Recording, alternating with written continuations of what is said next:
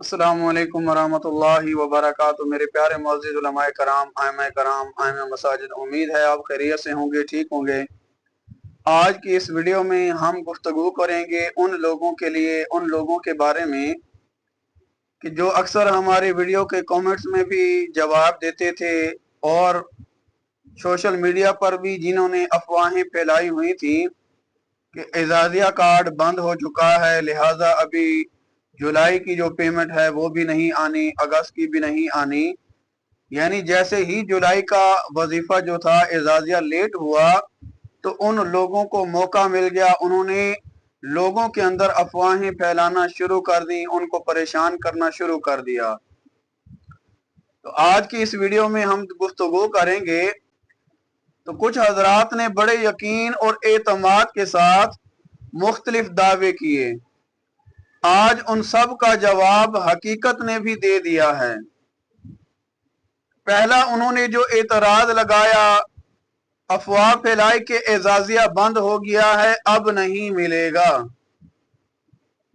ये दावा करने वालों ने आखिर किस बुनियाद पर एजाजिया बंद होने का ऐलान किया था? क्या हुकूमत ने कोई नोटिफिकेशन जारी किया था? क्या होम डिपार्टमेंट ने कोई सरकारी ऐलान या बयान दिया था? या फिर महज अपनी कयास आराइयां को हजारों आइमा कराम के लिए हतमी फैसला बनाकर पेश कर दिया गया था? एजाजिया बंद नहीं हुआ बल्कि अगस्त का एजाजिया भी जारी हो चुका है। लिहाजा जो लोग कल तक पूरे यकीन से ये कह रहे थे कि अब एजाजिया नहीं मिलना, आज उनके पास अपनी ही की गई बात का उनके पास कोई जवाब नहीं। आज उनके पास अपनी इस बात का जवाब भी होना चाहिए कि लोगों को बिला वजह परेशान किया, हमने मायूस किया और बगैर तस्दीक के किसी हुकूमती मंसूबे के बंद होने का ऐलान कर देना कोई मामूली बात नहीं है। खबर देने से पहले जिम्मेदारी सीखिए, क्योंकि अपनी जुबान से निकली हुई एक अफवाह, एक झूठ हजारों लोगों की परेशानी का सबब बन सकती है। एक और एतराज किया गया, फिर एतराज ये था कि 5 अगस्त को अगस्त का एजाजिया मिल गया है, जुलाई का कैंसिल हो गया है। उनके लिए उनको ये जवाब कैसे मिला? 5 अगस्त को जुलाई का ही एजाजिया जारी हुआ था और अब अगस्त का एजाजिया भी जारी हो चुका है, यानी 12 अगस्त को लोगों ने जो निकलवाए। 5 अगस्त के बाद अब एजाजिया सितंबर में आएगा, एतराज उठाया गया। उनके इस एतराज पे ये भी महज कयास आ रही थी, क्योंकि 12 अगस्त को अगस्त का एजाजिया मौसूल हो गया था, लिहाजा सितंबर का जो एजाजिया है वो सितंबर के ही दिनों में आपको मिलेगा।